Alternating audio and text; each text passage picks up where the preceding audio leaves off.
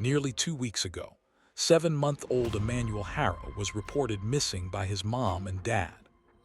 Rebecca and Jake Harrow told authorities that on August 14, their son had been kidnapped from the parking lot of a sporting goods store in Yucaipa, California.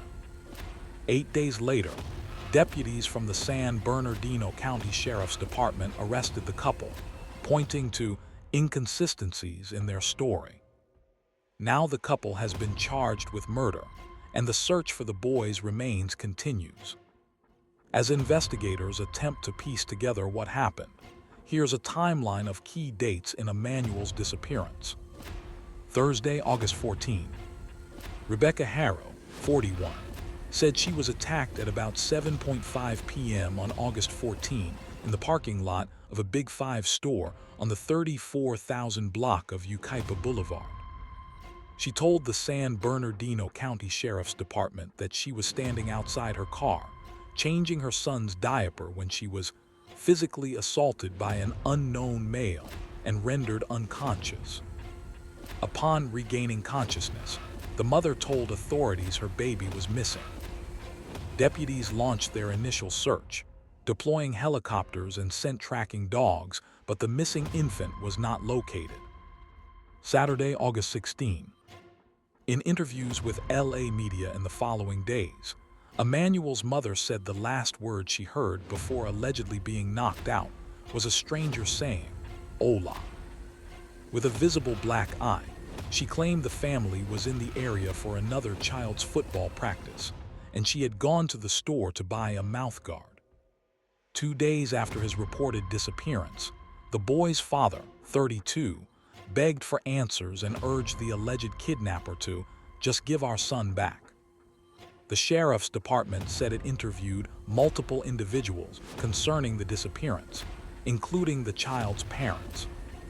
During those interviews, Rebecca was confronted with inconsistencies in her initial statement and declined to continue with the interview, authorities said in an August 16 news release.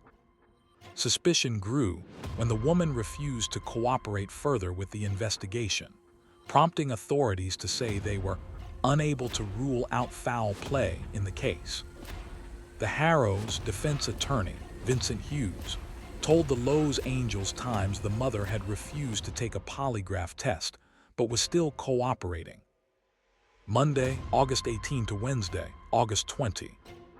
Searches across San Bernardino and Riverside counties intensified, with authorities reviewing reams of surveillance footage in areas of interest and serving several search warrants at the Harrow home in Cabazon. The Harrows' lawyer told Fox 11 on Tuesday, August 19, that the couple had begun working with investigators and had received death threats. A day later, a vehicle belonging to the father was seized by investigators as part of the search for their son, the attorney said. Mara Rodriguez, public information officer for SBCSD, told USA Today that investigators received reports of possible sightings of the boy in Kern County, but he was not found after follow-up. Friday, August 22. On Friday, 8 days after Emmanuel Harrow went missing, the SBCSD announced that the boy's parents were arrested at their Cabazon home. Authorities said that based on their evidence, investigators determined a kidnapping in Yucaipa did not occur. It is believed Emmanuel is deceased, and the search to recover his remains is ongoing, the sheriff's department said in the news release.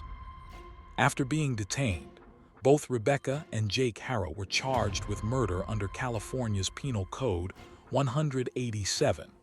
Officials have not revealed what led to their arrests. Monday, August 25. Search teams continued to comb through an isolated field in Moreno Valley over the weekend.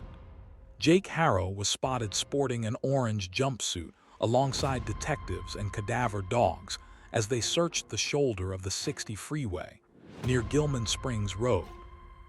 As the case moves forward, the Harrows have maintained their innocence and continued pleading for people to help look for their son. "I will not give up. I will not give up on my baby," she told the Southern California News Group on Monday while in custody. "I want to be out looking for my baby." Tuesday, August 26.